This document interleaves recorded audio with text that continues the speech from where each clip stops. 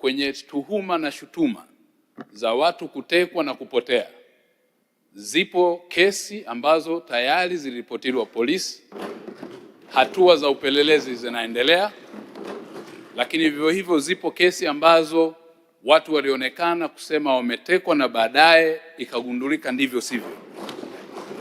Zipo shutuma nyingine nzito za kijinai ambazo jeshi la polisi linaendelea na uchunguzi nazo na kwa kushirikiana na vyombo vingine vya kimataifa.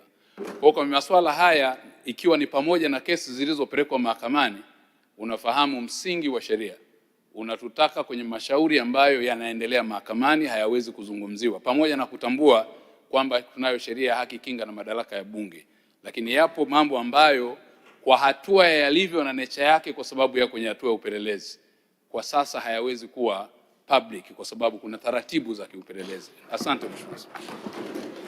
Mheshimiwa Ado Shaibu Ado, unaipokea taarifa hiyo? Siipokei taarifa hiyo, na nitahitimisha kwa ajili ya muda. Nitahitimisha, naamini kwamba nitalindwa. Nahitimisha dakika moja tu mwenyekiti, nahitimisha. Siipokei kwa sababu hoja yangu mimi siridhiki na uchunguzi wa kawaida wa kijinai. Nataka pawe na utaratibu wa Judicial Commission of Inquiry, uchunguzi huru, ili tujue Polepole yuko wapi, tujue Deus Soka yuko wapi. Sasa ujumbe wangu, muda wako umeisha. Ujumbe wangu mwenyekiti, nimeongea kwa dakika 3 nikisimamishwa. Dakika moja naomba mwenyekiti, ili nitoe ujumbe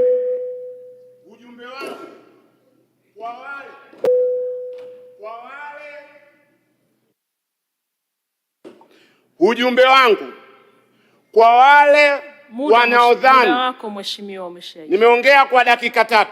Mheshimiwa, ninaomba kwa heshima.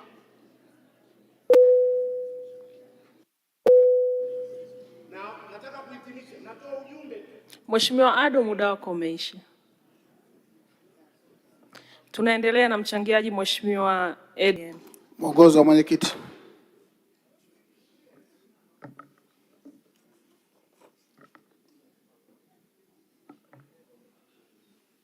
Ndiyo Mheshimiwa Mzava. Mheshimiwa Mwenyekiti, nasimama kwa mujibu wa kanuni ya 79 ya kanuni za kudumu za Bunge toleo la Februari 2025. Mheshimiwa Mwenyekiti, naomba mwongozo wako. Bunge hili Mheshimiwa Mwenyekiti ni bunge la Watanzania, lakini ni chombo chenye heshima ndani ya nchi yetu.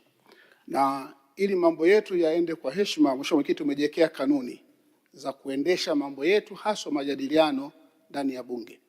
Mheshimiwa Mwenyekiti, kanuni zetu zinatupa muda wa majadiliano, zinatupa pia muda wa kusema ndani ya bunge. Kumekuwa na utaratibu, na leo pia limetokea mapema kidogo wakati Mheshimiwa Ado akiwa anachangia. Baada ya muda wake kuisha aliomba muda kwako, lakini pia muda aliomba ulipokwisha aliendelea kusema hata wakati umezima mic alikuwa akiendelea kusema. Mheshimiwa Mwenyekiti, jambo hili kuonekana kama ni jambo dogo, lakini jambo la utaratibu wa shughuli za bunge si jambo dogo hata kidogo, na ni jambo ambalo likiachwa likiendelea kufanyika hivi linaweza kuonekana ni mazoea.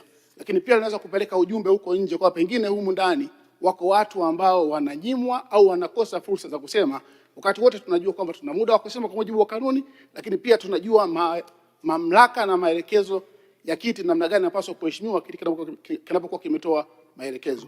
Mheshimiwa Mwenyekiti, naomba kupata mwongozo wako ili kujua kama jambo hili ni sahihi, na kama si sahihi ni vizuri tupate kauli ya kiti ili jambo hili lisijirudie kwenye shughuli zetu, ili bunge letu liendelee kufanya kazi kwa mujibu wa utaratibu, lakini kwa mujibu wa kanuni za bunge. Nakushukuru Mheshimiwa Mwenyekiti.